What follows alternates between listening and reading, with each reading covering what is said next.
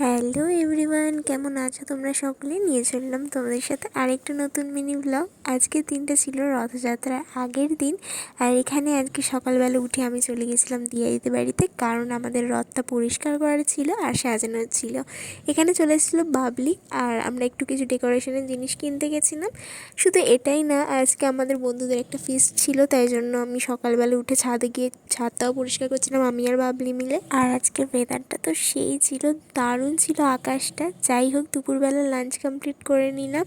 And বিকেলবেলা এসে আমার বন্ধু দলকে নিয়ে চলেই এসেছিলাম। বিকেল থেকে কোনো ভিডিও নেওয়া হয়নি, বাট সন্ধ্যের দিকে আমি ভিডিও করা স্টার্ট করলাম। আর ওদের সাথে থাকলে ভিডিও তো সেরকম নেওয়া হয় না, আমরাই মজা করছিলাম একসাথে, কি বলবো। তারপর একটু টি পার্টি করলাম, চা খেলাম আমরা সকলে মিলে। আমাদের অনেক দিন ধরেই প্ল্যান হচ্ছিল একটু একসাথে আড্ডা মারার। দেখো, কোচিনে যাই সেটা আলাদা ব্যাপার, পড়তে যাই 2 ঘন্টা পর চলেও আসি, সেখানে যতটুকু করা সম্ভব করে নিই, বাদ বাকি তো একটা মজা করার দরকারই, তাই না? তো এখানে আমি আর বালিকা নাচছিলাম, আর আমাদের দুজনে ভাই খুব ম্যাচ করে, এই জন্য আমরা দুজনেই পাগল।